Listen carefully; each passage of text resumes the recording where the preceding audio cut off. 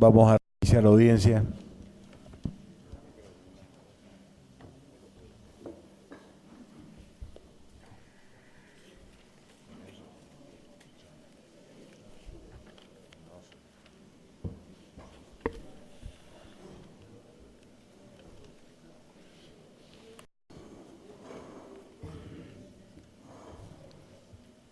Bueno, reanudamos, doctor García. Gracias. Bueno, estábamos tratando de reconstruir la historia a partir de las declaraciones de los testigos. Horacio Scorza declaró dos veces. Una vez ante la Fiscalía Federal y otra vez declaró por TVC en el juicio. Me voy a hacer cargo de las dos declaraciones. Más allá que se haya leído alguna parte para ayudar a la memoria del testigo y haya sido parcial el efecto, ¿no?, en cuanto al recuerdo, me voy a ocupar de sus dos declaraciones. Cuando declaró ante la Fiscalía el 18 de septiembre del 2008,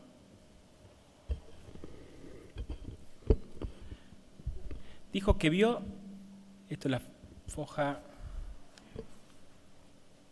181, dijo que vio que en la parte superior de la escalera unos penitenciarios le pegan a una persona con los bastones en la cabeza y que esta persona cae desmayada hasta abajo de los escalones, queda tirada en el piso donde termina la escalera.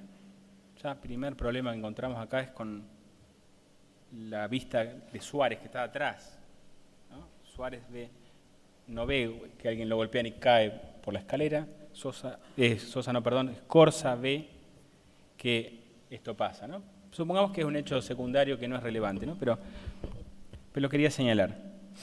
Si pudo reconocer quién era la persona golpeada, dijo que no, porque estaban los 4 o 6 empleados cubriendo la vista. Si pudo identificar a los empleados penitenciarios, dijo que sí. Cuando levantaron a la persona y pasaron hacia la enfermería llevando a la persona. Todos son personal de requisa. Campos y Muñiz agarraron a la persona una de cada pie. Quintana y Ruiz Díaz de las manos. También iban detrás John y Retamal. Este último a cargo del personal porque es el que más grado tiene. También iba el inspector a cargo de los celadores, Marinao. ¿A qué distancia estaba el discente del grupo? Dijo que estaba contra la pared y las personas pasaron por el otro lado del patio, que tiene 23 metros de ancho. Si reconoció a quién llevaban, dijo que ahí vio que era el interno Peloso. Hasta ahí no está Sosa. El subdirector hasta ahí no está. Preguntado a dónde se dirigió el grupo, a la enfermería. Y dijo que en los 20 minutos siguientes fue llegando otro personal. O sea, 20 minutos siguientes a que entraron a la enfermería. El director, que desconoce el apellido, pero que fue el que estaba antes que el que está ahora, el subdirector, que tampoco sabe el apellido y también fue sustituido, el jefe de turno, que no sabe el nombre, pero todavía está, el médico Heredia, que fue el último en llegar. En la enfermería estaba a cargo Carrilao como enfermero. Punto. Y a continuación dice, antes, y hago énfasis en el antes, que llegara el director y el resto antes mencionado, el discente escuchó desde el mismo lugar del patio en que se encontraba que Peloso gritaba desgarradoramente durante 15 minutos más o menos. El discente estaba a 20 metros de la enfermería contra la pared del patio. Quiero reforzar esto. Antes escuchó los gritos desgarradores, ¿sí? Y 15 o 20 minutos después llega el resto del personal, después de que escuchar esos gritos.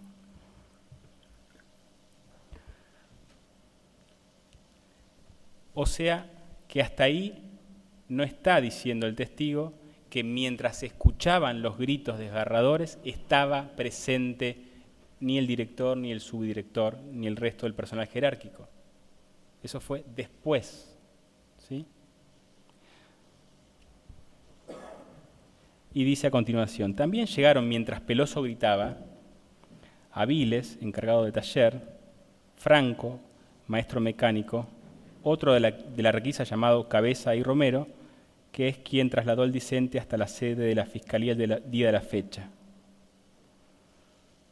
Tampoco están las autoridades mientras Peloso gritaba.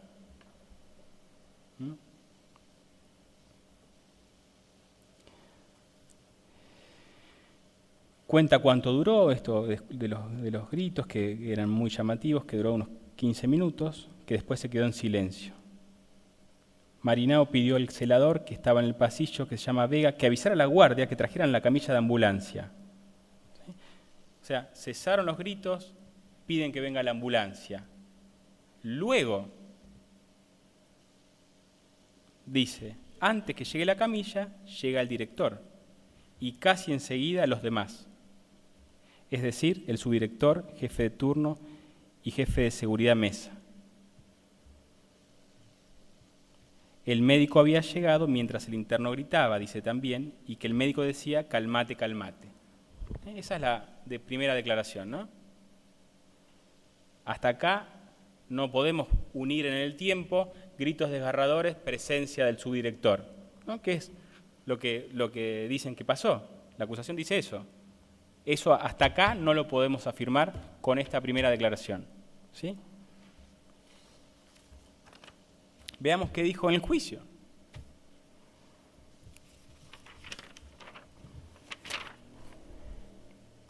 Recuerda que cuando golpearon al detenido estaba sentado en el patio del pabellón que da a la enfermería, ellos no lo vieron, pero él estaba mirando, el que más recuerda que vio es Retamal, a cargo de la requisa, que en ese momento tenía el grado mayor, lo golpeaba al detenido y que cae por una escalera, o sea, repite esto, lo llevan a enfermería entre el grupo, de las manos y de los pies, y ahí él empezó a gritar, y el señor Carrilao, que estaba de enfermero, lo inyectó, ¿sí? Tema que está discutido en el caso, ¿no? Pero esto dijo el testigo, lo inyectó, y desde ahí no gritó más. Hasta ahí no está el subdirector tampoco. Ni ninguna otra autoridad máxima. Hasta esa parte, hasta que lo inyectan y no gritó más, hasta ahí no lo menciona. Y para tener información, le pregunta al enfermero, que, bueno, todo este diálogo espantoso que nos recuerda, ¿no?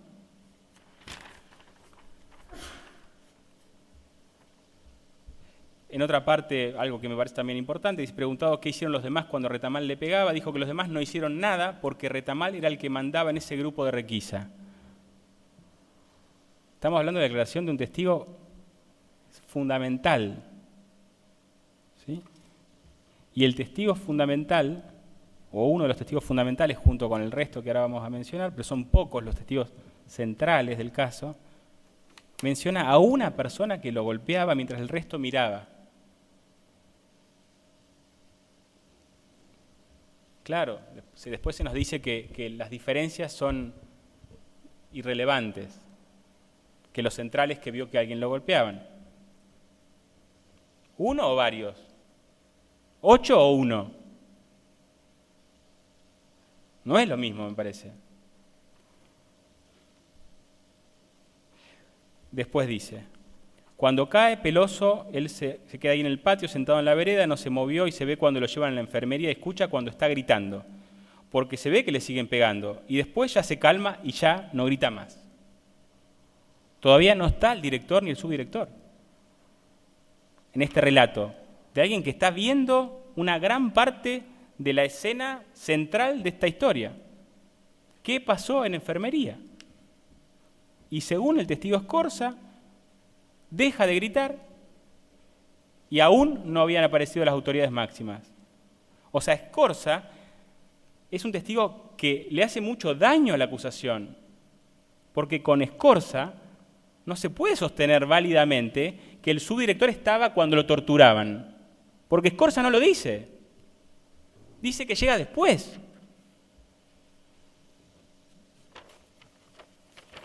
Que todo esto lo ve hasta que lo entran a la enfermería, y ahí se escuchaban gritos de nuevo, gritaba como desesperado, gritos desgarrantes, como desesperados. Después cuenta que cuando lo volvió a ver, lo vio en la camilla y ya lo llevaba el médico, que lo sacó él solo en la camilla para afuera. Preguntado si vio en esa escena alguna autoridad máxima de la autoridad, dijo que no había ningún oficial, que era el jefe de turno, el jefe de seguridad y el jefe de la guardia externa, que son los que siempre llegan cuando hay un conflicto adentro. Pero en ese momento no había ninguno, el único que estaba a cargo era el señor Retamal. Lo dice el testigo, no lo digo yo.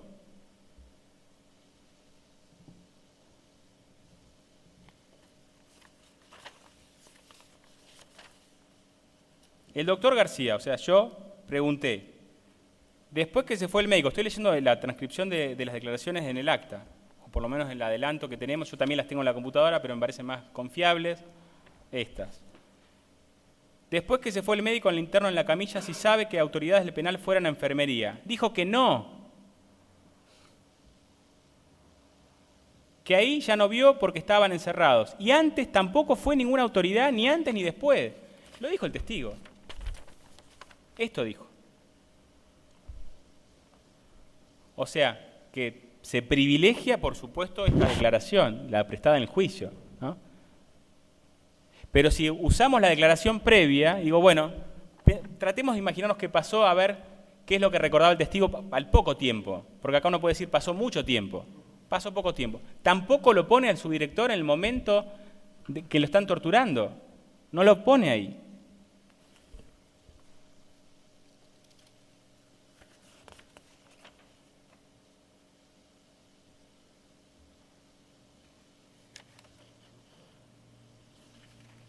Después se le hicieron lecturas para ver si podía resolver las diferencias que había con la declaración previa. Hubo toda una incidencia en el caso. Sigue leyendo el doctor Borda, después de un par de lecturas. Preguntado dónde se dirigió el grupo, a la enfermería, que en los 20 minutos siguientes fue llegando otro personal. O sea, acá está claro que hay una diferencia temporal entre los gritos desgarradores y la presencia posterior de otra gente. No hay contigüidad, que es lo que exige el tipo penal. Hay secuencialidad. Una cosa pasó después que la otra, pero no pasaron las dos a la vez.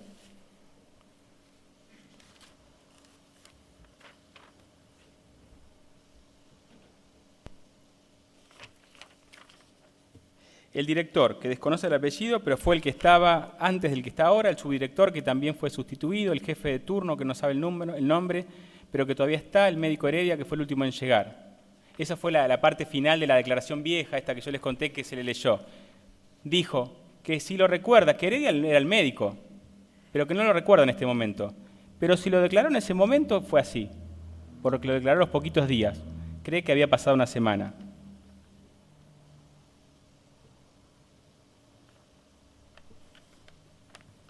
Ese es el testimonio de Scorza.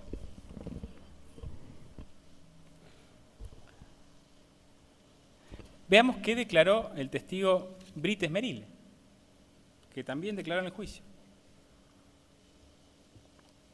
También prisionero, también un testigo que nos merece mayor atención o mayor cuidado en la evaluación de su testimonio según la regla que nos proponen. ¿Sí?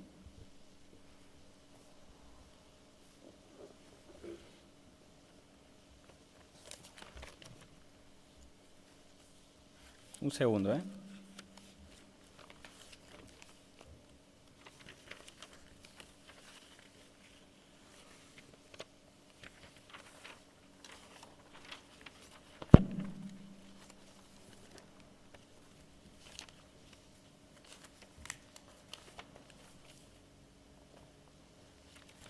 Declaró en Marcos Paz el 4 de diciembre del 2009. Y después, el 12 de noviembre de este año, prestó declaración en este juicio. Este testigo, según su declaración, estaba dentro de enfermería. ¿Sí? Scorza, dijimos, estaba afuera, él estaba dentro. Dijo: No recuerdo la fecha en que pasó lo que de Peloso, pero ese día había venido personal de Requisa al pabellón 8 y como yo andaba con problemas e infección en la muela, me habían llevado a Sanidad, la enfermería de la unidad 9. Está claro que lo habían llevado ahí. Estaba en una leonera donde esperaba que me atendiera. En ese lugar está al lado de enfermería, en ese momento no había pasado nada. Y en eso veo que todo el personal de Requisa sale corriendo, y ahí fue cuando lo traen a Peloso, esposado con las manos atrás, pegándole y arrastrándolo. Creo que eran unas 5 personas más o menos, se metieron ahí adentro y entonces ahí no me llevan y me sacan a mí de la leonera hacia el patio de Requisa donde antes estaba yo, que está ubicado donde está la canchita de fútbol enfrente en la escuela. Esta es la primera parte. Lo traen esposado con las manos atrás, pegándole y arrastrándolo. Creo que eran 5 personas más o menos. No está el director presente o el subdirector. Acá no está. En los ojos del testigo.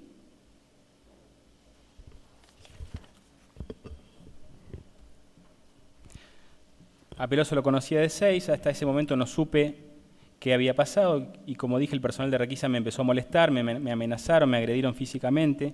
Cuando me pegaban me decían, Brites, vos no viste nada, cállate la boca. Ellos sabían que yo me había asustado y que había llamado al juez Delgado para que me sacara de ahí. Cuando le arrastran a Peloso le iba gritando y le iba pegando piñas en el cuerpo, mucho más no pude escuchar porque fue todo muy rápido. No sé los nombres de las personas, lo único que conozco de vista es al caballo y el día él estaba, él mandaba todo. Es alto como 1,80 m, gordo, el pelo levemente canoso, trigueño, pasando los 35 años. O sea, da una descripción completa de lo que puede ver en muy poco tiempo.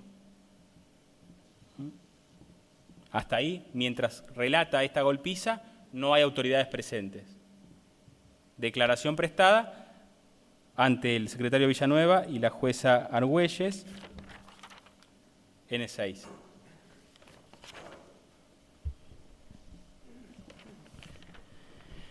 ¿Qué declaró en el juicio? Algo parecido.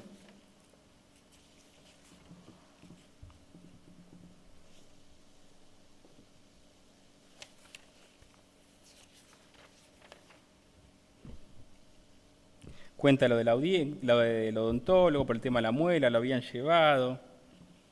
Veía que venía la Requisa corriendo, trayéndolo a Peloso, golpeándolo, que estaba prácticamente desmayado, que cuando estaba ahí parado ve que Caballo dice sacalo, sacalo, sacalo, y lo agarran de las manos, le doblan los brazos y lo sacan para la leonera, que vio como venía todo desmayado y decía, dale, parate de manos, decía Caballo y Pan Triste, y le pegaban a Peloso. A Peloso le decían parate de mano y lo traían esposado con las manos atrás y pegándole.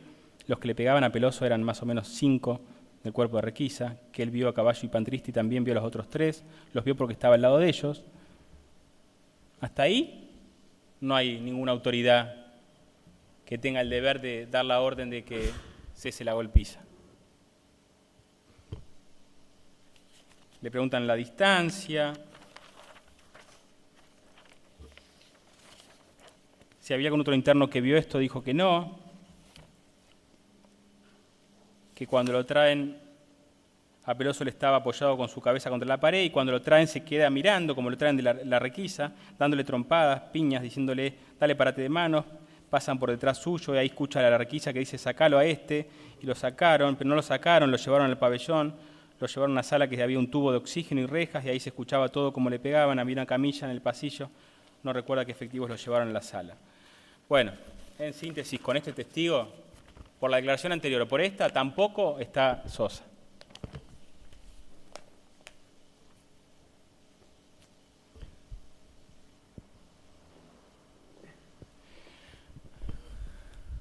Olea, que se incorporó por lectura, 3 declaraciones.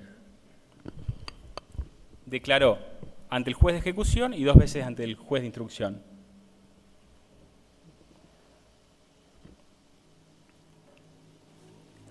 Ante el juez de ejecución hizo una declaración donde contaba que el día de ingreso sufrió por parte del personal penitenciario una feroz paliza, sin que me diera motivo, se ensañaron con él, que había inclusive, dijo, personal de enfermería. Esa fue la declaración ante el juez de ejecución. En la segunda, que fue en General Roca, el 20 de agosto del 2010, dijo que el discente llegó junto a Peloso a la unidad 9. Cuando llegaron, el discente le quebraron la mano. En este estado exhibe el sobrehueso,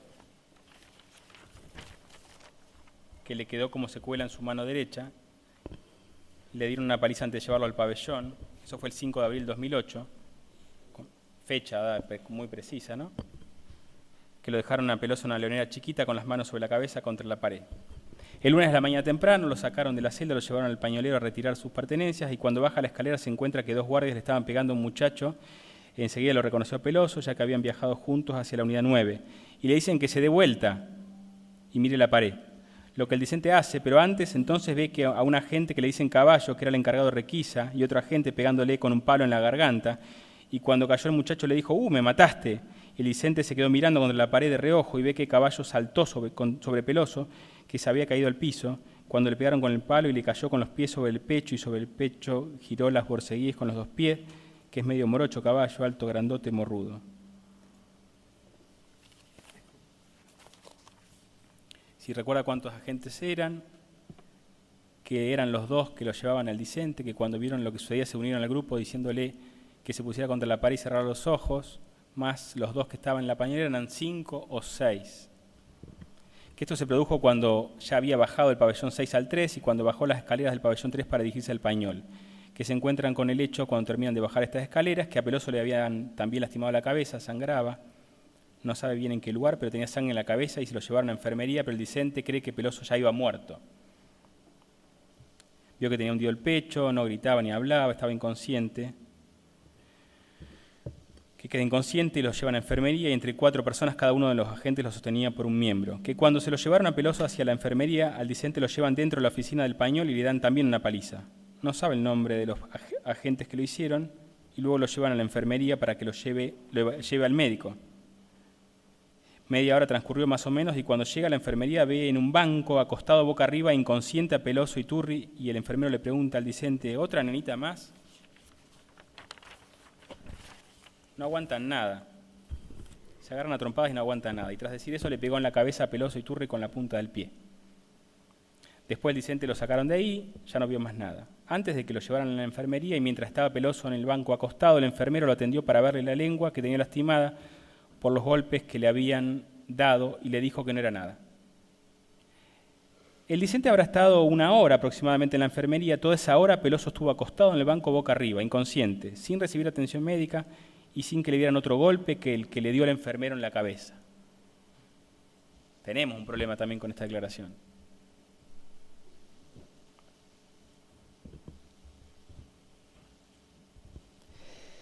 Cuando el discente se fue de la enfermería, Peloso seguía acostado. Preguntado si el médico estaba en la enfermería cuando el discente llegó, contestó que no, que estaba el enfermero solo. Y que cuando el discente se fue de la enfermería, el médico todavía no había llegado. Estaba el enfermero solo y Peloso seguía acostado en el banco inconsciente. O sea, los golpes relatados por el testigo no indican la presencia del subdirector ni otra autoridad. Y la ampliación de testimonial, en noviembre del 2010, ante otra jueza, la doctora Pandolfi. Perdón por la extensión, pero me tengo que hacer cargo de esto. En la parte relevante dice, el discente vio cuando Peloso llegaba a la enfermería, lo traía a Caballo y 3 personas más, eran 4 personas en total las que lo traían. Peloso venía inconsciente, lo traían agarrado de manos y pies, alzándolos boca abajo. Le dijeron al discente que se levantara y se pusiera contra la pared, mirándola antes detrás de la puerta, acostaron a Peloso en el mismo banco en el que el discente estaba sentado, y vino el enfermero y le preguntó qué le pasaba y le pegó una patada en la cabeza. Si sabe si existía una leonera, que no, que lo hacen esperar en el banco donde pusieron a Peloso. Si vio algún otro interno en la enfermería, que no. Que a Peloso primero lo pusieron sobre el banco, pero luego le agarró convulsiones o algo y se cayó al piso y lo dejaron ahí.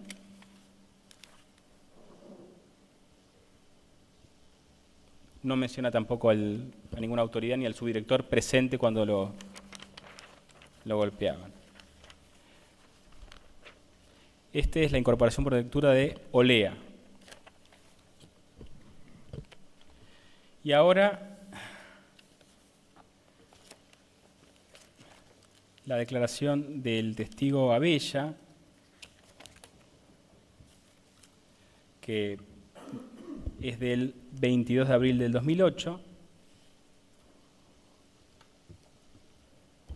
donde dijo lo siguiente, que estaba tomando mate, 10:15 de la mañana, en la enfermería con el mecánico dental Diomedi y el enfermero Carrilao. De repente ingresan al lugar los agentes, bueno, los menciona a todos, que venían caminando con Peloso esposado. Si le observa alguna lesión visible, dijo que hasta ese momento no, se le veía bien.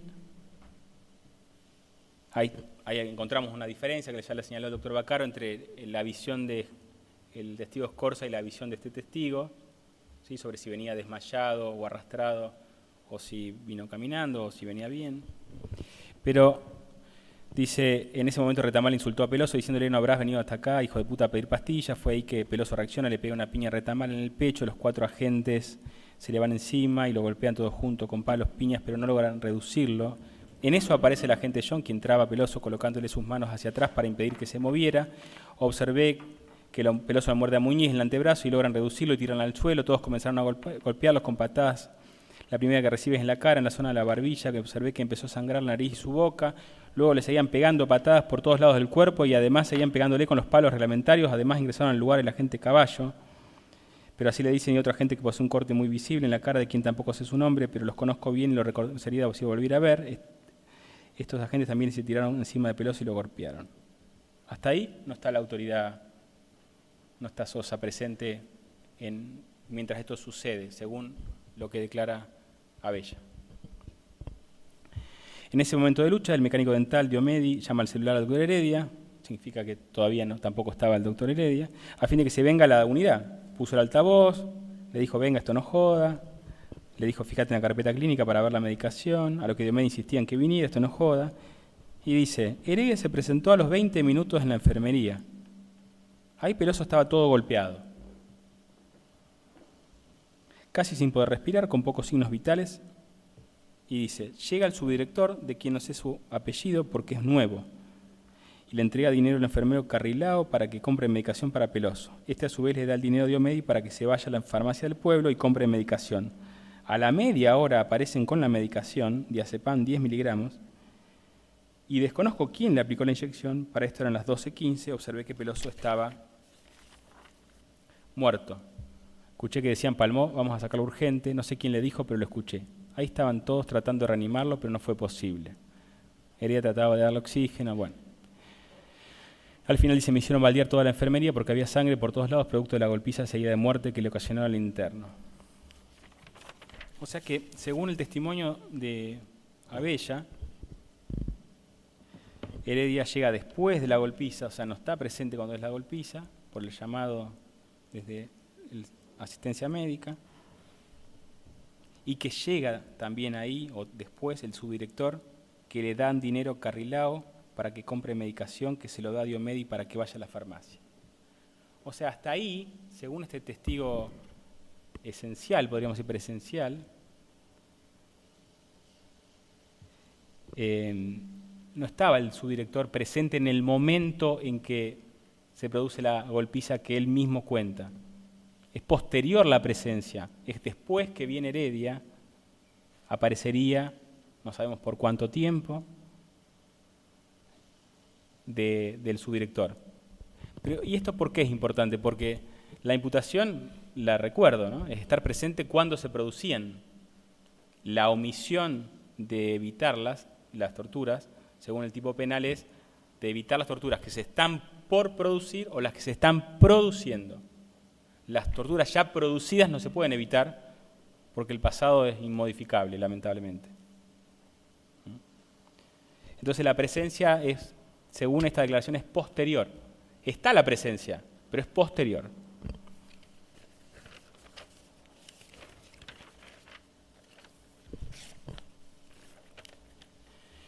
Y bueno, Diomedi es el testigo que la acusación pidió que sea tenido por testigo reticente.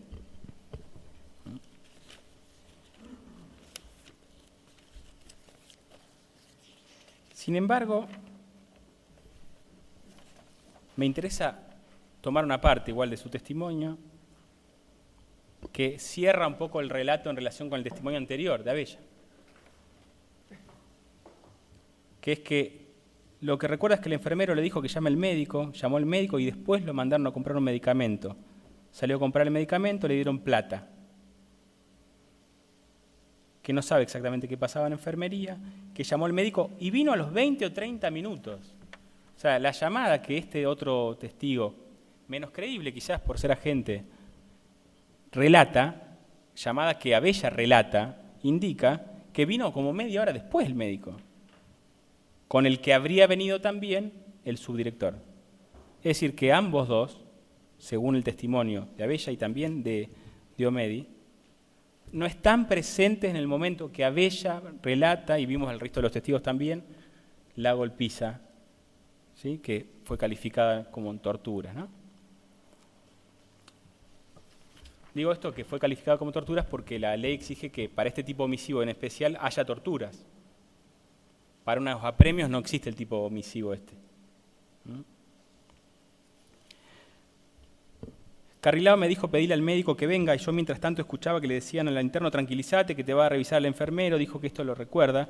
Recuerda la situación que llamó al médico y que le dijo que algo estaba pasando y que viniera. Cuando llega el médico entra a la oficina donde estaba y me entrega la receta.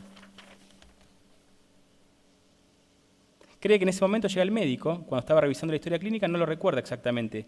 Que a ese sector cree que llegó el subdirector que venía con el médico y es el que le da la plata. No recuerdo quién era el subdirector en ese momento, pero es el que le dio el dinero. O sea, le habría dado el dinero al subdirector cuando llega con el médico.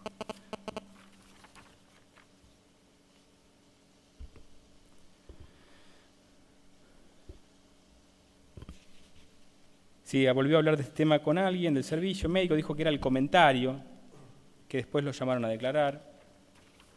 Eso es más o menos lo que me parecía relevante de esta declaración, de este último testigo presencial sobre lo que pasó o estamos intentando reconstruir en enfermería. Hasta ahora, por lo menos, yo no encuentro ningún testigo o elementos de los testimonios que nos permitan reconstruir esa otra historia que las acusaciones han contado.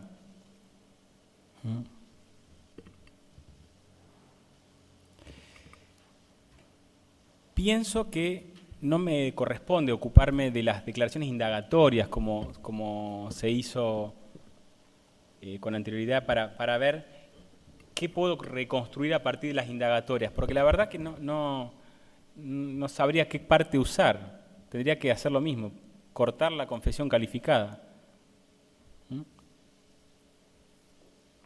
Lo que sí podría extractar es que a partir de las declaraciones, o podría explicar esta presencia posterior, ¿sí?, del médico y el subdirector, ¿sí?, sería alguna de las declaraciones que da cuenta, pero no sabemos, no la podemos tomar como evidencia porque es una indagatoria, que lo habrían mandado a ver qué pasaba el subdirector, ¿sí? Y por eso a eso podría obedecer su presencia en el lugar escaso tiempo y después de que los hechos pasaran, ¿sí? Con esto lo que quiero graficar es que la prueba testimonial, inclusive la prueba de testigos presos, no permite afirmar con certeza que el subdirector estuviera presente cuando torturaban al interno y omitiese dar la orden de que esto cesara, ¿sí? No voy a discutir si la orden la tenía que dar o no la tenía que dar, si es que estaba presente el director o no. No me interesa discutir tampoco si por ser el subdirector una persona que no tenía a cargo el grupo de requisa, él estaba en mejores condiciones que el director, en todo caso de dar la orden. Seguridad interna depende del director, no del subdirector. Bueno, eso no importa porque lo importante acá es resolver el problema central, es decir, ¿estaba o no estaba presente cuando esto pasaba? Más allá de la discusión sobre si pasó o no lo que pasó. Pero ¿Estaba? No lo puedo reconstruir con estos testigos, con lo cual en relación con esa acusación pido la absolución del señor Sosa.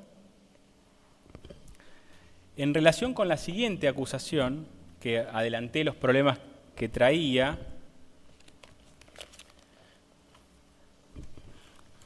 planteada ya o tratada la cuestión sobre la afectación a la prohibición de autoincriminación, de afirmar que puede ser sumariante quien está siendo sospechado o quien debería investigarse a sí mismo, resuelto esto, suponiendo que pudiera esto ser válido,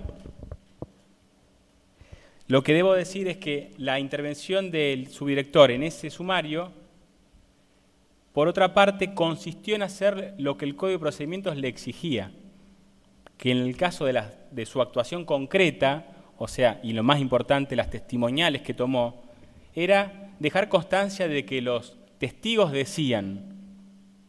Y esta exigencia se da inclusive en los casos en los cuales quien toma la declaración sepa que lo que ahí se declara no es cierto, o albergue dudas acerca de la veracidad.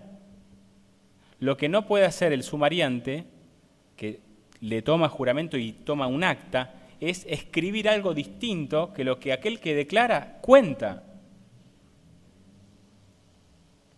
Si yo le tomo declaración a alguien que dice, ese día a la mañana me levanté y me tomé un café con leche, tengo que poner eso, aunque sepa que tomó té con leche, pero no puedo poner otra cosa. ¿Sí?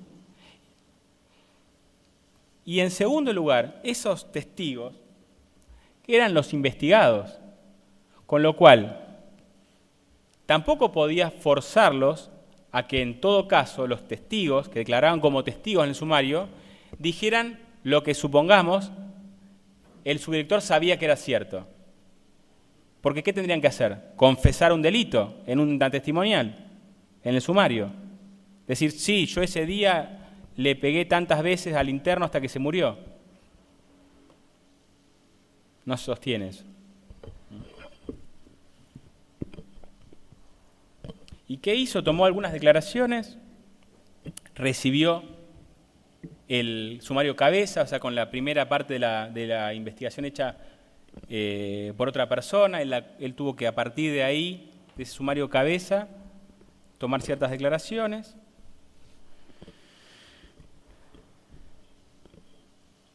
Pidió autorizaciones e informó su presencia al juez, que además estaba presente en el cuerpo médico forense. En realidad firmó el acta. ¿Sí? Eso es lo que está claro, firmó el acta. Como mi defendido no declaró, no lo dijo, pero no estuvo presente, solo firmó el acta. Él no entró. Pero es solo mi declaración, esta no es la declaración del imputado. Pero sí nos ponemos de acuerdo en que firmó el acta, ¿no? Para hacer esto estaba autorizado, había un lugar. Fue designado con posterioridad a la presencia, a que llevaran al cuerpo del interno al hospital, con lo cual tampoco tuvo relación ni contacto con la ropa.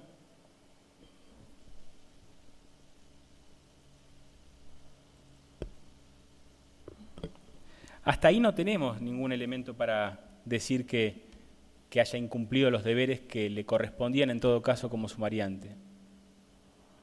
Y además que fue designado sumariante el día 8 y el día 9 elevó el sumario.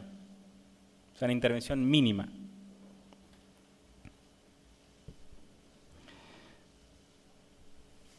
Y los testimonios de Sixto Villalba, de quien postulo que tiene tantos problemas la declaración que no se puede confiar en esa declaración como una declaración veraz. Y además de eso que hay serias limitaciones para tomar esa declaración también como veraz y como útil por el hecho de que el testigo manifestara que hacía pocos días tuvo una ACV. ¿Sí? De esa declaración, así como la del testigo Mercado, ¿sí? Que se había utilizado como testigo que podía poner un manto de duda sobre cómo se habían tomado las declaraciones. Mercado era un agente que había estado presente cuando se tomaban las declaraciones que habría tomado el señor Grobli, ¿sí? se suponía que algo así como que a partir de sus testimonios habían sido armadas las declaraciones, ¿sí? Fabricadas. Sin embargo, cuando se le preguntó en el juicio, dijo: a mí no me consta que haya habido una reunión previa entre Grobl y los testigos, que era lo que se suponía antes, ¿no? Que le habían dicho a cada uno qué tenía que decir, que era el otro indicio que se usaba, por lo menos la Cámara de Apelaciones de Roca lo meritó en su momento, claro, con una declaración previa, escrita y sin necesidad de certeza.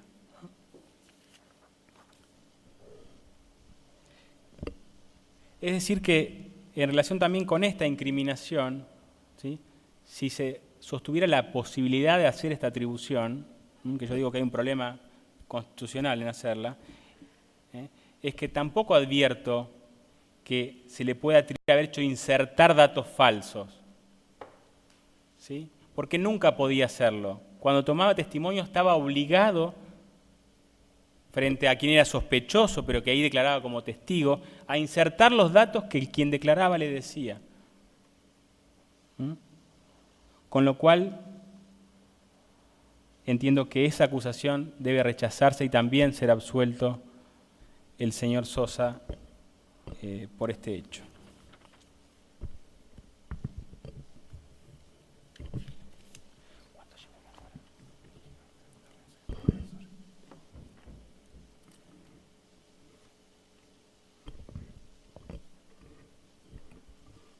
¿No se quiere que haga una pausa de 5 minutos o sigo? ¿Sigo? Perfecto. Me ocupo entonces ahora de la acusación del señor Leiría.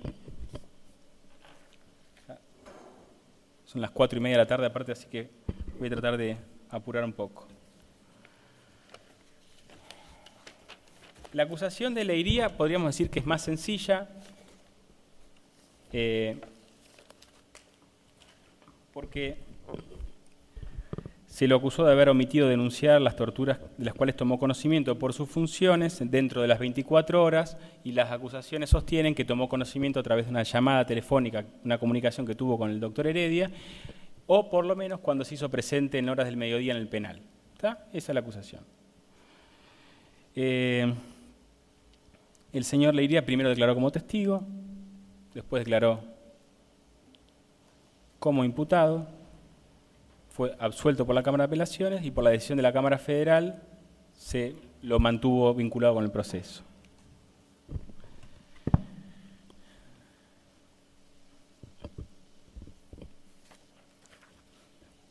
Vamos a ver primero qué dijo el acusado sobre esto. Cuando todavía no sabía que estaba siendo acusado, había un pliego de preguntas realizado por la Fiscalía, ¿sí? Y le hicieron una de las preguntas del pliego. La verdad, la pregunta ya era una acusación, pero el testigo todavía ahí no lo sabía porque era así. Página 681. La utilizo porque es un elemento que hace a su defensa, ¿no? Porque después se lo relevó del juramento, pero yo sí la puedo utilizar esta declaración. En la página 681, preguntado, de acuerdo con el pliego oportunamente presentado por la señora fiscal subrogante, agregado a foja 635 y vuelta, si tuvo conocimiento de los hechos que constituyen la materia objeto de investigación en el presente, en caso afirmativo indique las circunstancias de tiempo, lugar y modo en que llegó la información a su conocimiento. Esa es la pregunta. La pregunta hecha a un testigo es un pedido, en todo caso, de confesión de un delito. ¿Tuvo conocimiento de los hechos que constituyen la materia objeto de la investigación? ¿Cuáles eran los hechos en materia de investigación?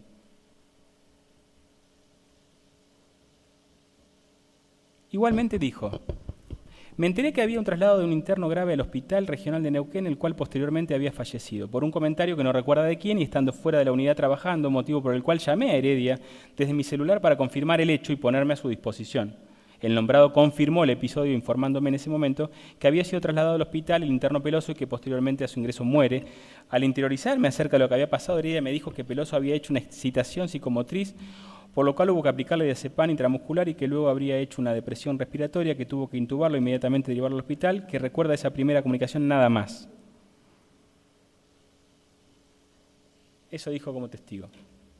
Leída la pregunta 10, contestó que debido a la magnitud de los hechos, es decir, la muerte de un interno que se encontraba al cuidado del servicio médico del cual formaba parte en ese momento, es muy probable que haya hablado en más de una oportunidad con mi jefe directo, pero no recuerdo horarios, cantidad ni contenido de las comunicaciones. O sea, hasta ahí no tenemos, por lo menos, un reconocimiento del testigo en ese momento de haberse enterado de otra cosa. El imputado, en ese momento ya Heredia, declaró, por supuesto no es una testimonial, pero me interesa, porque en este caso, por lo menos esta parte, a ver, ¿puede mentir? Sí, puede mentir también, pero ¿qué dijo? Para que diga, si se comunicó con otros profesionales, dijo, ese día en el momento de la urgencia solo estuvo presente yo como único médico, junto con el enfermero Carrilao y el médico mecánico dental. Telefónicamente puedo haber tenido contacto con Leiría, quien al enterarse de lo sucedido creo que me llamó. También no sé si ese mismo día recibí una llamada de Buenos Aires del doctor Dafunjo, por ese momento jefe del Servicio de Asistencia Médica del SPF. O sea, lo confirma. Está bien, uno puede decir, bueno, es el imputado, que ellos se pusieron de acuerdo, conversaron antes, no sé, podemos elucubrar 2 millones de cosas. Pero declaró como testigo antes y dijo esto ya el imputado. ¿Qué dijo cuando va a declarar como imputado? Y que después ha sido utilizada esta declaración como un elemento para sospechar de su mentira, de su mendacidad, a partir de una serie de conjeturas, digo esto, ¿no? De conjeturas que se hicieron en la acusación sobre la veracidad de su testimonio, su amistad o cercanía o confianza con el resto del personal. Y dijo,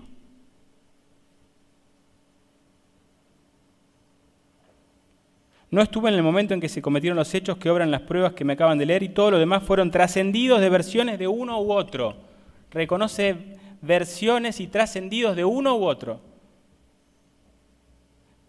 Pero concretamente jamás vi ni golpear ni lastimar, ni tampoco intentar curar a Peloso, ni tampoco pegar a otro interno. Heredia me comentó que habían trasladado a Peloso grave al hospital, entubado y que había muerto. No mencionó las causas de la muerte, tampoco me mencionó cuáles habían sido las circunstancias previas. Está clara la posición del acusado en relación con esto. Había comentarios de uno y otro, a él no le contaron esto, por lo menos Heredia no se lo contó, y Heredia lo ratifica. Y había comentarios. ¿Estamos de acuerdo que había comentarios? Y obviamente habría comentarios, si todo el penal hablaba de esto.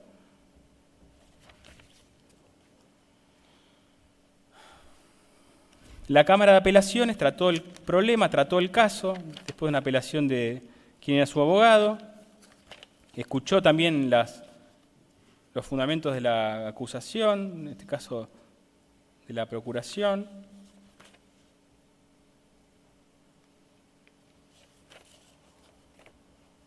y dijo, página 2368 creo que es, bueno, pero es la página 29 del fallo, cuando trata la situación de Carrilao, Heredia y Leiría, y dice, la situación de Carrilao y Heredia difiere, según lo entiendo, de la de Leiría, puesto que los dos primeros nombrados no solo tomaron contacto directo con Peloso y pudieron observar las lesiones que presentaba, sino que intervinieron en el trayecto final de los hechos. En efecto, Carrilao observó la golpiza en ese sector, como se desprende el testimonio de Fojas 90-91 y 869-870, y por su parte Heredia tomó vista de las lesiones y marcas que los informes médicos y fotografías dieron cuenta no solo dentro de esa sección médica, sino durante el traslado al hospital. Además, no puede pasarse por alto aquí que su convocatorio se motivó en el cuadro de salud que presentaba el interno, a partir del llamado que en tal sentido le realizó Diomedi, y en el que es de suponer, sana crítica mediante, se le informaron mínimamente los motivos y lo sucedido. No está claro bien qué se le informó, sí que había un grave problema y tenía que venir. Sin embargo, no existen dudas ni contradicciones entre los testimonios en cuanto a que cuando arribó Leiría a la U9, Peloso Iturri ya se encontraba en el nosocomio local, por lo que nunca pudo ver las huellas que los golpes habían dejado en el cuerpo del nombrado. Entiendo entonces que el conocimiento, está entrecomillado, al que se refiere la norma debe basarse no ya en comentarios o dichos, sino en hechos que pudo observar o tener una conexión más directa para reposar en él dicha carga. Repárese que, acá hay un error en la resolución, dice Heredia, está hablando de Leiría, repárese que leo Leiría, no tuvo participación en ninguno de los tramos del hecho que se investiga.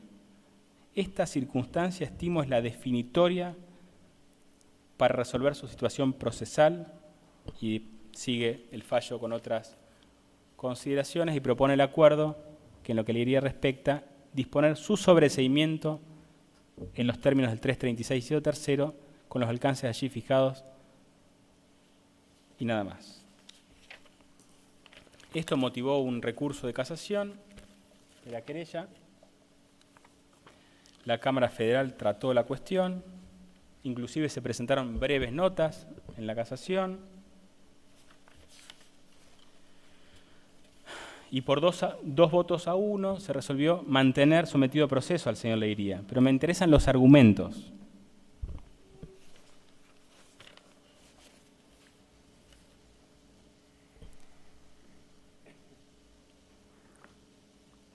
El primer voto dijo: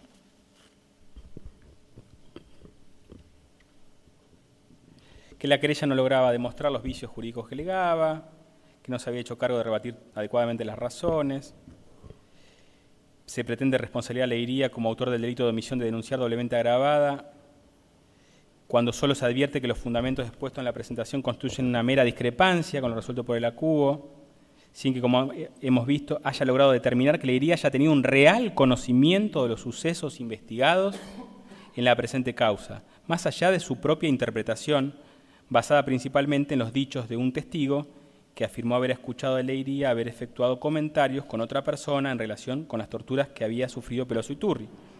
Circunstancias estas incomprobables, toda vez que no pasan de ser dichos contradichos entre las manifestaciones de Villalba y las de Leiría, sin que en el caso de Leiría, quien, como ya vimos, ni siquiera presenció el hecho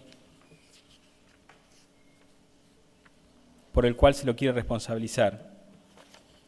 Perdón, está mal acá la página. Sin que haya existido otro elemento probatorio que permita determinar fehacientemente lo alegado por el primero.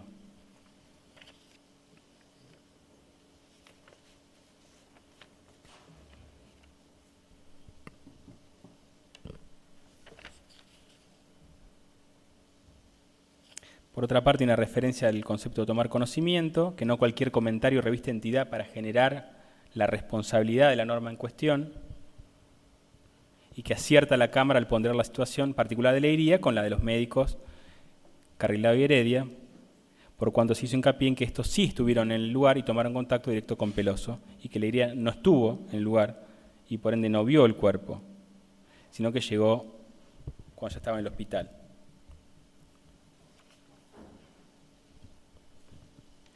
Por otra parte, ahí se afirmó que estos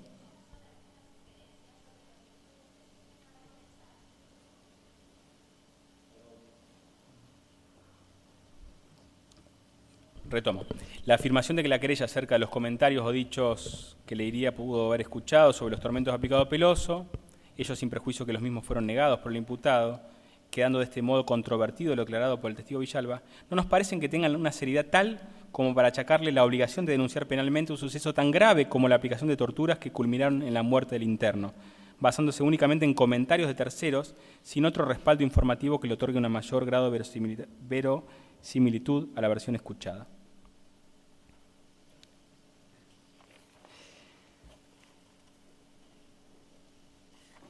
La disidencia dijo otra cosa diferente, trató otro problema. Para mí lo trató mal el problema, pero es solo mi opinión. Dijo que para dictar un sobreseimiento hacía falta prueba inequívoca que despeje toda posibilidad de duda. O sea, en esa etapa del proceso exigía lo que llaman la certeza negativa. ¿Sí? El sobreseimiento definitivo exige un estado de certeza sobre la existencia de la causal que se fundamente. Bueno, esa discusión no me interesa darla ahora, pero es lo que dijeron. O sea, había duda para ellos.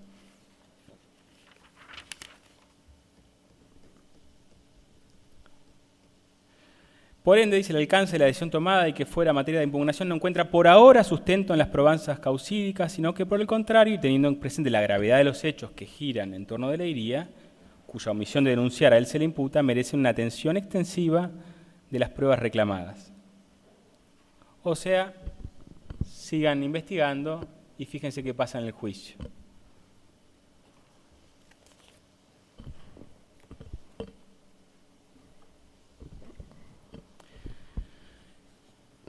Ya hasta ahí tenemos como planteado el asunto en relación con Leiría. ¿Sí?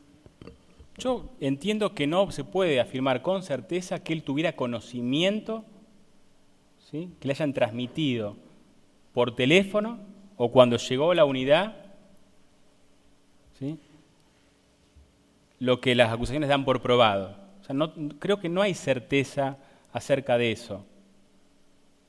¿Sí?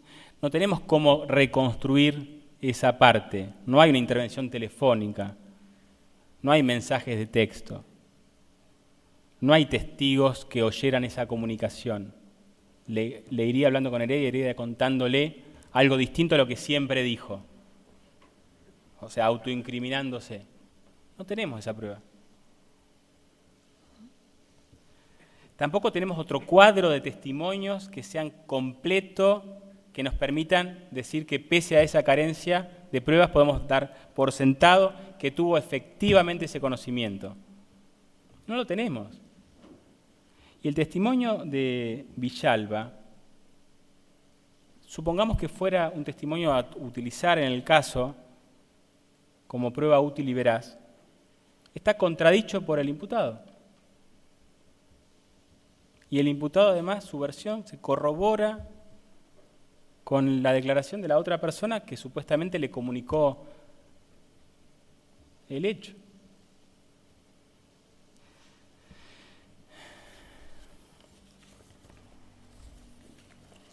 O sea, hay una carencia probatoria. O sea, lo que antes nos permitía llegar a juicio, que es lo que la casación dijo, bueno, miren, usted no tiene certeza negativa, no despejó todas las dudas posibles.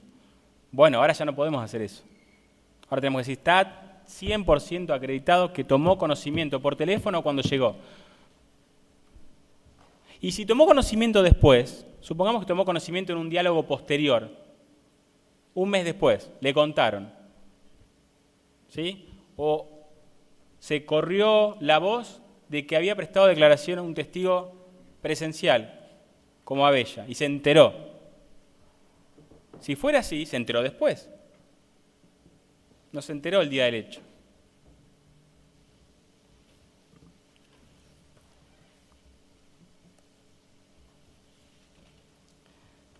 Y el testimonio de Villalba, que sería en principio el único que lo pone en el caso, ¿sí? Por supuesto, tenemos una constancia de una comunicación telefónica. No lo negó el imputado eso. Dijo, sí, hablé, lo llamé para ver qué había pasado. Eso no está discutido.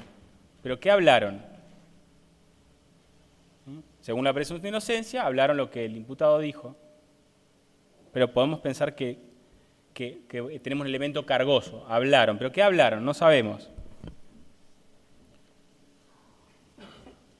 Y si prestamos atención al único testigo de cargo, que sería el testimonio de un testigo de oídas, vemos que tiene tanta cantidad de problemas esa declaración que es casi mejor no usarla para resolver ninguna de las imputaciones. Porque si la usamos, tenemos que decir después también tanta cantidad de cosas problemáticas que trae esa declaración. Trae un montón de problemas. Hay un testigo que dice que escucha confesiones extrajudiciales. Confesiones extrajudiciales, como ya señalaron, modifican la escena de los hechos, ¿sí? Confesiones extrajudiciales en las cuales en algunos momentos habrían estado presentes los abogados. Y si esos abogados eran además los asistentes legales de quienes confesaban, tenemos otro problema, que es la prohibición de valorar declaraciones de los defendidos con los abogados. Hay una prohibición expresa. O sea, imaginemos una confesión de una persona hacia un cliente ante su abogado, ¿sí? El abogado le dice, ¿qué pasó? Contame bien, vamos a ver qué pasó. Y le cuenta lo que pasó. Supongamos ese escenario, y alguien lo escucha. No se puede utilizar porque esa conversación en todo caso está amparada por esa protección. Ni siquiera los papeles que le envían los acusados o abogados pueden ser utilizados, ni abiertos, ni mirados, ni leídos. Ni las comunicaciones telefónicas entre el abogado o la abogada y su defendido pueden ser usadas. O sea, nos trae tantos problemas esa declaración.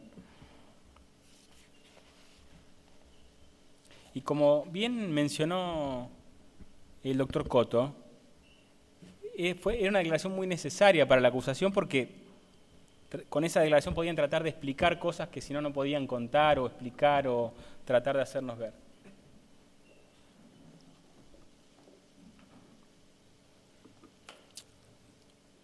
Dos o tres comentarios sobre las declaraciones, sobre el problema de las declaraciones, la dificultad que tenemos con las declaraciones. Por ejemplo, el libro de Nicolás Schiavo, Valoración racional de la prueba en materia penal. Trata muchos problemas en relación con la prueba, sobre los estándares de prueba. Con un testigo que declaró, recuerdo, por videoconferencia, sin que se le vea el rostro, en presencia de un abogado. O sea, el tribunal intentó darle las mayores garantías para que declarara libremente.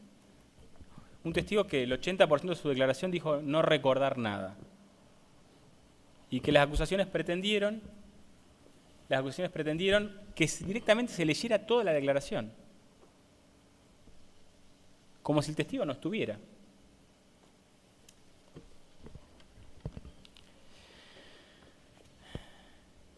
Entonces, si el testigo tenía una ACV reciente o lo había padecido o un principio de ACV, se planteaba un problema sobre la admisibilidad del testimonio. Por ejemplo, Schiavo dice, juntamente con las restricciones legales existen otras de naturaleza física que afectan severamente el testimonio y que, dependiendo de su estructura, pueden impactar en el juicio de admisibilidad o en su defecto llevar a requerir una explícita mención del reducido impacto probatorio que dicha deposición tiene, ya como juicio evacuativo ex ante. ¿Sí? El testigo tuvo un accidente, dice, cerebrovascular, bueno, ya sé que tiene muchas limitaciones. En segundo lugar, y acá Schiavo cita un trabajo que se llama Los 7 pecados de la memoria, cómo olvida y recuerda la mente. Un problema que afecta a cualquier testimonio, ahí se mencionan el transcurso, la distractabilidad, el bloqueo, la atribución errónea, la sugestibilidad, la propensión y la persistencia. Y dice, uno es el del transcurso, que la acusación de la PPN, de la Procuración, se hizo un poco cargo de estos problemas que traen estas declaraciones. Y dijo, esa afectación de la memoria se produce con el paso del tiempo. En tanto con ello, la memoria se va desvaneciendo. Cuando pasa el tiempo sobre un hecho, el transcurso va deformando el recuerdo. En tanto la mente proporciona un sentido general, llenando los vacíos puntuales sobre aspectos que ya no pueden ser recordados. Sobre ello, bueno, el filósofo Ebbinghaus, que es el trabajo realizó estudios empíricos sobre el tiempo en que va deteriorándose la memoria, lo que le permitió generar una curva de transcurso que ha servido de modelo para investigaciones posteriores.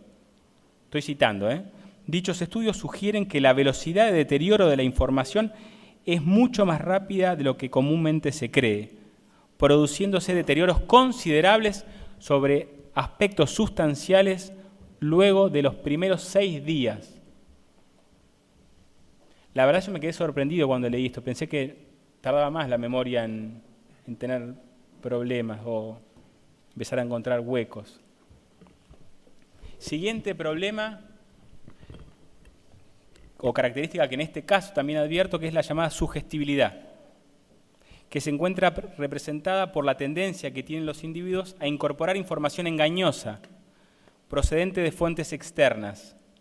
En todos los casos, se registran eventos del síndrome del recuerdo falso, por medio del cual el agente se encuentra plenamente convencido de estar recordando un evento que efectivamente no aconteció, o que de haber sucedido fue de un modo sumamente diverso a como lo está, persuasivamente recordando. Es el testigo que uno lo ve y parece sincero, pero lo que dice no pasó. Se llama síndrome del recuerdo falso. Por ejemplo, en este caso, el testigo que estamos trabajando en este momento posiblemente muchas de las cosas que declara las escuchó, pero las escuchó de sus compañeros de pabellón. Porque varios testigos mencionaron y dijeron que se hablaba sobre esto en el pabellón donde estaba Bella, ¿sí? Entre ellos Scorza también hablaba del tema y mencionó conversaciones sobre esta cuestión. Y como tema vinculado con las llamadas capacidades morales del testigo, que también se fue tratado o sobrevoló en el caso, son todas aquellas razones que pudiera tener en el interés del caso en el que brinda su declaración, ¿sí? Las razones que pudiera tener en el interés del caso. La sola circunstancia de que un sujeto pueda tener un interés en el resultado final del proceso no necesariamente inhabilita la posibilidad de que brinde testimonio, pero la naturaleza del mismo bien puede conducir a quitar toda clase probatoria a esas manifestaciones. En este sentido, los principales intereses pueden ser de naturaleza económica, personal o refleja. En este caso, tratándose de un testigo que vivió en la prisión, que declaró haber sufrido malos tratos y golpes, ¿sí? Es posible que la declaración haya estado sesgada también por el interés personal, en un justificado encono, enojo con los agentes del servicio. Y Schiavo dice, bueno, la experiencia muestra que con escasa frecuencia comparecen testigos desprovistos de cualquier interés en el pleito. Y este problema lo tenemos con todos los testigos del caso, que haya algún interés.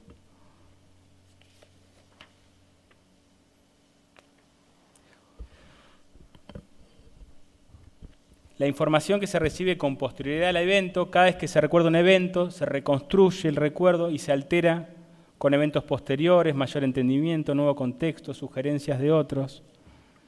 Y en este caso, una síntesis. Es un testimonio en gran parte de oídas, tiene contradicciones con su declaración previa, severas contradicciones.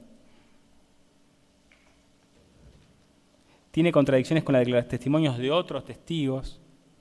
Declara un mes después, cuando los testimonios ya se habían tomado. Tiene contradicciones con el hecho reconstruido por las acusaciones, como ya dije. Y un detalle, que fue además un testigo que se molestó conmigo, que entendió que lo estaba tratando de confundir. Y me tomé un trabajo en relación con este testigo, porque yo podía estar equivocado, ¿sí? Y el testigo decir la verdad.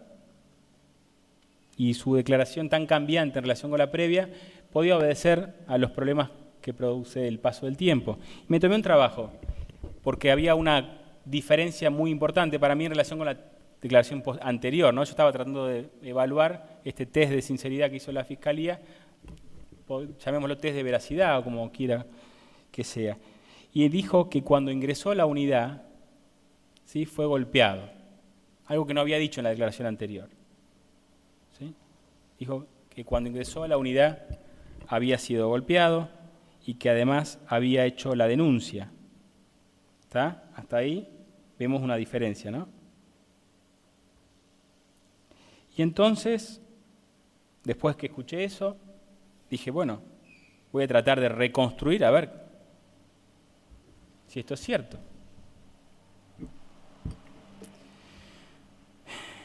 Ingresó, según la constancia de la causa, el 5 de octubre del 2006 a la unidad, y entonces pregunté en la Fiscalía Federal, que era una sola en esa época, si en los libros, en los registros, había alguna constancia de alguna denuncia o investigación realizada. Lo mismo pregunté en el juzgado. Y se me informó que en los libros de denuncias, diligencias y averiguaciones, yo pedí desde la fecha de ingreso un año más. No encontraron ningún pedido del interno. Ingresaron en el sistema y apareció su nombre en el requerimiento de elevación a juicio en una causa testimonial recibida en el juzgado del interno. ¿Qué es esta declaración testimonial?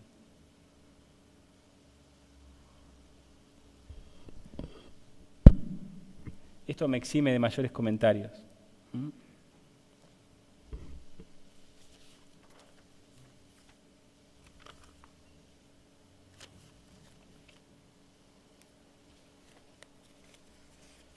Tenemos entonces que para esta defensa no se puede afirmar con certeza que el señor Leiría haya tomado efectivo conocimiento de las torturas sufridas por el interno y que en 24 horas haya omitido hacer la denuncia. Porque el único elemento cargoso, entiendo yo, que no se puede utilizar, menos en este momento del proceso, para afirmar eso.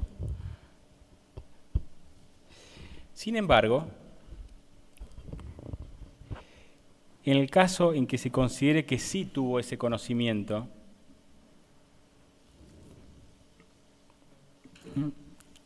en el caso de que haya escuchado comentarios, en primer lugar, sostengo que se requiere más que meros comentarios, se requiere concretamente conocimiento y voluntad, se requiere dolo, ¿sí? Sobre esto también la doctrina se ha ocupado. Debe tratarse de una omisión dolosa. La duda del funcionario acerca de la perpetración del ilícito no lo hace incurrir en delito. Algo de eso ya decía la Cámara, ¿sí? Y la Casación también trató el tema. Pero me vino a la mente otra cosa que pasó en la causa, y ya queda poco, ya en un ratito termino. Me vino a la mente otra cosa, que es que ¿cuál fue la conducta de aquellos que tenemos más conocimiento del derecho en relación con casos parecidos? ¿Sí? O sea, el señor Leiría estaba supuestamente obligado a denunciar el hecho del que tomó conocimiento, ¿no? Por esta vía, por teléfono y cuando se presentó. No un hecho que había visto, sino que le habrían contado. Pero digo, si lo comparamos con quien tiene más contacto con la ley, ¿no? Los jueces, las juezas, los secretarios, fiscales, la procuración, las defensas. Digo, para comparar ese deber de actuar, ¿sí? A ver cuán fuerte tiene que ser ese conocimiento. Si alcanza con comentarios, si alcanza con la sospecha, ¿sí? Si alcanza con que alguien se lo cuente, o hace falta algo más. La Cámara dijo algo más. Dijo que no lo vio, tendría que haberlo visto, ver las lesiones, o sea, pedía algo más para que se genere ese deber especial de denunciar, ¿no? Y además en un plazo muy acotado, 24 horas. Digo, comparémoslo con otros casos.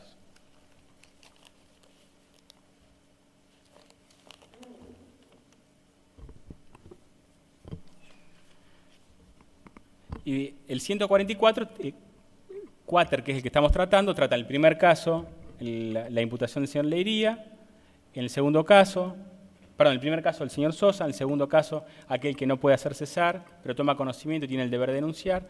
En otro supuesto incluye a los jueces, ¿sí? Que tienen conocimiento de torturas, acá eleva la pena y no hacen la denuncia o instruyen sumario, ¿sí? Una pena severa. Y veamos a ver cuánto conocimiento hace falta, aunque sea comparativo. Hagámoslo a manera de ejercicio comparativo, ¿sí? Porque la querella nos propuso un ejercicio comparativo con el testimonio de la señora Blanca Nieto, ¿sí? No sé si se acuerdan cómo era Blanca Nieto en relación a cómo era Leiría, ¿sí? Yo propongo otro ejercicio. ¿Cómo actuó el señor Leiría en relación a cómo actuaron las autoridades judiciales con otras denuncias que podríamos quizás pensar que se tratarían de torturas? ¿Sí? Para hacerlo más simple, aquí escuchamos un montón de internos contar que fueron torturados, que ingresaron al penal, ¿no? Y fueron torturados, que hablaron de la bomba, que hablaron de los golpes, ¿sí? En diferentes momentos, en días distintos al de esta causa. Según esta interpretación literal que se pretende hacer de la ley en relación con la Leiría, estábamos todos obligados, los funcionarios, en 24 horas a hacer la denuncia.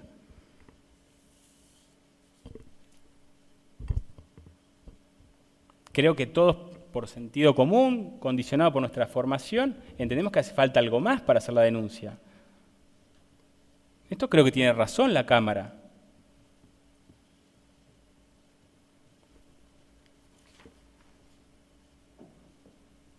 Arica Mendoza. Esto me llamó la atención.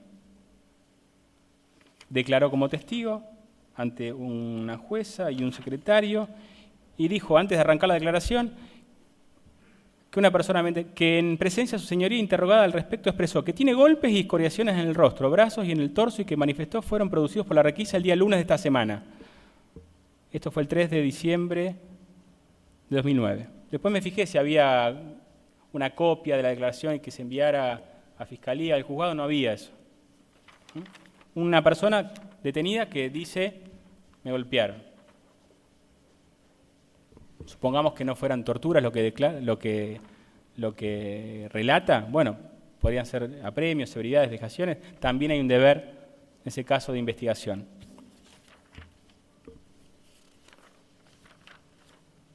Alzugaray Sisa también declaró que en la unidad 9 cuando uno ingresa siempre le pegan la bomba, es un lugar chico donde uno lo llevan, hay una manguera como de bombeo y le tiran agua a presión y le hacen la bienvenida. Tampoco hay una investigación por esto. Uno podría revisar cuándo ingresó, qué día llegó, quién estaba, quién lo recibió, a qué lugar fue, si hay testigos, supongamos, ¿no? La ley dice 24 horas para hacer la denuncia. Alesodo González, que al igual que él, a todos los que ingresan a la unidad 9, cuando llegás te sacan para un cuartito y te cagan a palos. Podemos investigar también esto.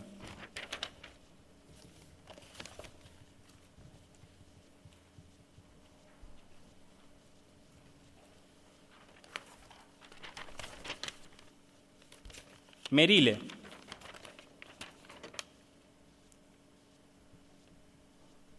Hasta ese momento no supe qué había pasado y como dije, el personal de requisa me empezó a molestar, me amenazaron, me agredieron, cuando me pegaban me decían, Brite, vos no viste nada, callate la boca. Ante un juez. Olea, que el día que ingresó sufrió por parte del personal penitenciario una feroz paliza, que el personal se ensañó con el mencionado interno, con el fallecido Peloso.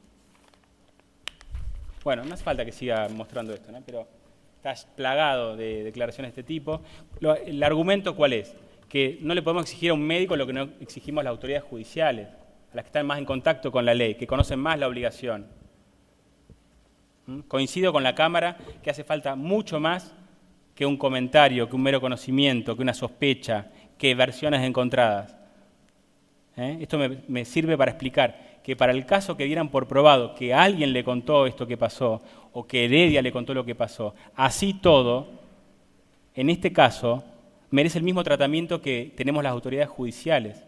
¿Sí? Se nos exige mayor conocimiento sobre los hechos, como dijo la Cámara. ¿Sí? La Cámara dijo, hacía falta que aunque sea viera el cuerpo, algo más.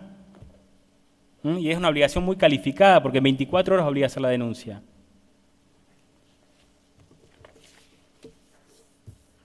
O sea, en el primer caso, en el primer argumento central es, no está probado que tomara conocimiento. Y el segundo argumento es, si tomó conocimiento, este conocimiento no completa la exigencia del tipo penal que no admite ninguna duda. Con lo cual, por ese motivo, pido la absolución por en cualquiera de los dos casos del señor Leiría. Últimos dos temas, bien breves. Me refiero ahora a las penas solicitadas y al pedido de detención.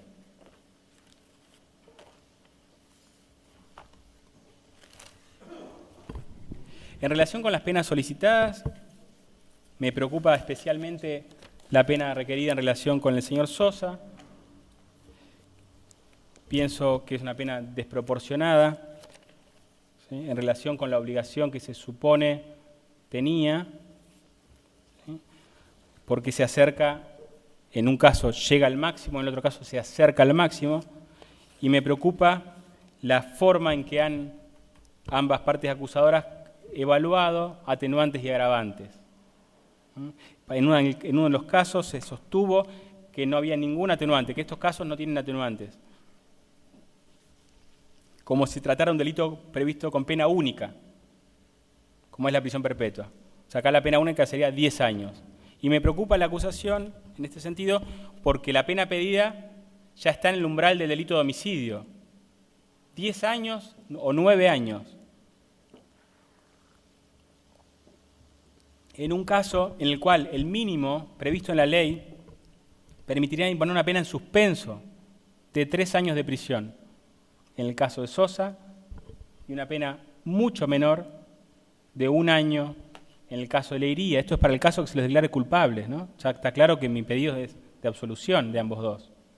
Pero si se los declara culpables, las penas pedidas, y centralmente la pena pedida a Sosa, me parece desproporcionada. Me da la impresión que en la cuenta de Sosa se le quieren cargar la cuenta de todos los males que le podemos atribuir, muchos con razón, a nuestro servicio penitenciario. Le achacamos la bomba, la bienvenida, los golpes, los malos tratos, la mala comida, la falta de baño, el padecimiento del frío, a la cuenta de Sosa.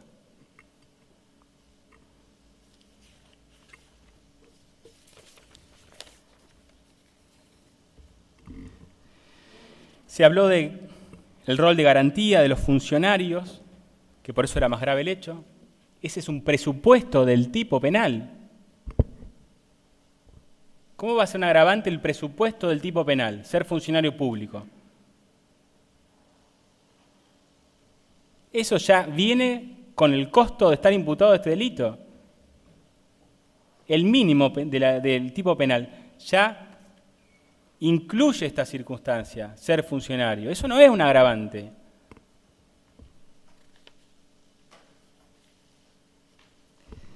La situación que los acusados vivirían en caso de ir a prisión sería igual que con los condenados de lesa humanidad, totalmente disímil a las personas ordinarias que son alojadas allí, pabellones de fuerza y privilegios. Puede ser que sea así, pero esto no es un agravante. Si fuera así, no es un agravante. En todo caso, ¿qué problema tenemos los defensores de presos que no son de lesa? Tenemos que exigir las mismas condiciones. Pero esto no es un agravante. ¿Qué significa? ¿Que la pena va a doler menos? ¿Que 9 años o 10 en la cárcel para Sosa duele menos? Porque va a estar menos mal. Por lo menos no es un agravante, eso quiero decir. No se puede considerar un agravante.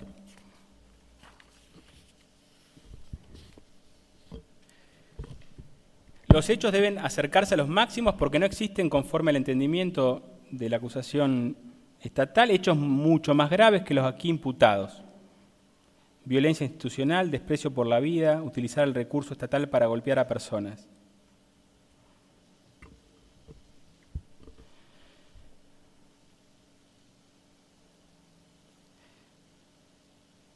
No sé, la verdad, si esto es un agravante.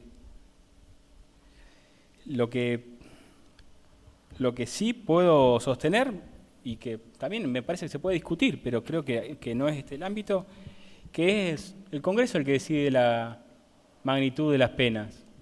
No somos las partes. Nos guste o no nos guste. A mí muchas veces no me gusta.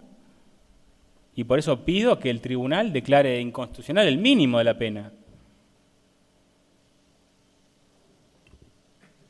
Pero la mensuración de la gravedad del hecho y la proporcionalidad, si es que esto fuera posible de hacer, ya sabemos que es muy difícil y se ha discutido mucho tiempo sobre si hay posibilidades de pensar en relaciones ideales entre padecimientos y hechos.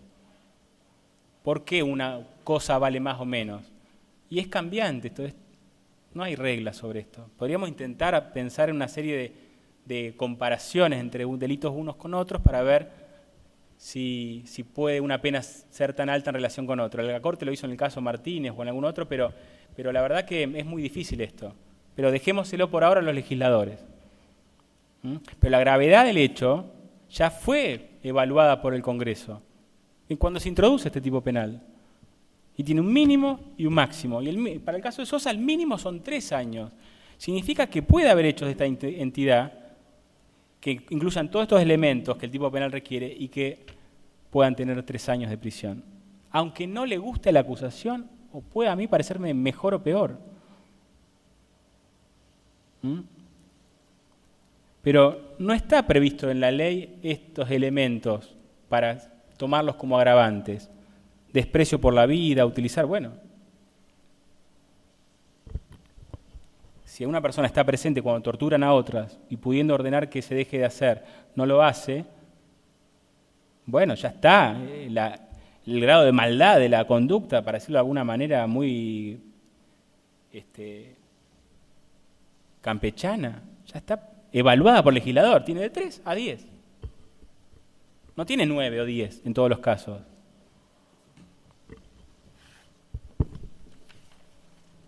Y después, cuando se habló de esta cuestión, cuando se quiso justificar cierta sentencia, se mencionó un caso de este tribunal, el caso Leiva. A mí me tocó ser el defensor del señor Leiva. Y en todo caso pido que se use todo el fallo Leiva. No solo las consideraciones sobre la importancia de juzgar estos casos, sino la moderación del tribunal en la imposición del castigo. No le puso el máximo. Le impuso 1 año y medio de prisión condicional.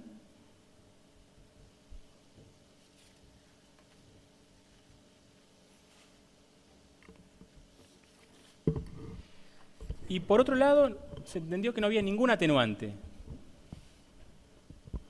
Esto me parece sorprendente. ¿Ningún atenuante? ¿En serio? Ni siquiera haber venido todas las audiencias a estar ahí sentaditos, ni eso. Ni soportar 10 años del proceso, ni alguno no tener condena. ¿Eso no es un atenuante? ¿Qué es eso? Tener familia, hijos. Siempre es un atenuante eso. ¿Y ahora por qué no es un atenuante? ¿Porque es un caso de violencia institucional? No, ese no puede ser el argumento. O pienso que no debe ser el argumento. Comparto que es un caso que debe investigarse y debió investigarse de la mejor manera, lo más rápido posible, y espero que el tribunal pueda dictar una sentencia que se acerque todo lo posible a la verdad.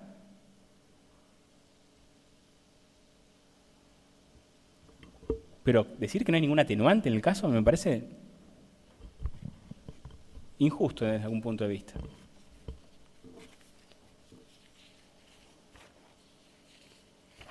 Con esto concluyo casi y pido que si el tribunal va a decidir condenar a mis defendidos sea con el mínimo de la pena, ¿sí? Porque pienso que, por un lado, ponderando la gravedad del caso junto con las atenuantes, sumado ello a la regla según la cual debemos tratar de evitar en todos los casos imponer penas de efectivo cumplimiento, que en todo caso, si se los condena el mínimo de la pena. Como una forma también de compensar, y esto porque es para el caso de que se rechacen todos los anteriores planteos, también de compensar todas las afectaciones y limitaciones a derechos que nos guste o no nos guste, inclusive para los acusados de los delitos muy graves, provoca el proceso penal. ¿Sí? 10 años de proceso, sea quien sea el acusado, provoca restricciones y que una manera también de compensarlas sería, en todo caso, imponer una pena de ejecución condicional. Y para finalizar, adhiero a la argumentación que se ha desarrollado sobre la impertinencia del pedido de detención, ¿sí? También a que no existen causales comprobadas que nos hagan suponer que aumentó la posibilidad de fuga. Sostengo también que, inclusive con la sentencia condenatoria y lo que ha sido tradición del tribunal, debe mantenerse la situación de libertad. Estamos llenos de condenados que una vez que la condena queda firme, se presentan a cumplir la pena. Y por otra parte, porque las decisiones quedan firmes cuando no se recurren los plazos y bajo los requisitos previstos. Ejecutoriadas cuando son insusceptibles de otro recurso al haberse agotado las vías de impugnación y en consecuencia corresponde acatar lo decidido. Y en nuestra legislación, por lo menos, no existe un sistema de debilitación progresiva de la presunción de inocencia. Hasta que el último tribunal no decide que la persona ya definitivamente es culpable, se la sigue presumiendo inocente y merece ese trato. Con lo cual pido que se rechace ese planteo y de forma subsidiaria, si se hiciera lugar, solamente pido que se acepte la petición del doctor Borda y se acorten o se ajusten las reglas de cumplimiento que se han exigido hasta que la sentencia quede definitiva. Espero no haberme olvidado de nada, no haber descansado demasiado, así que muchas gracias. Gracias a usted, doctor. Sí, doctor, ¿cómo no? ¿Necesita 5 minutitos? Ah, bueno, lo esperamos.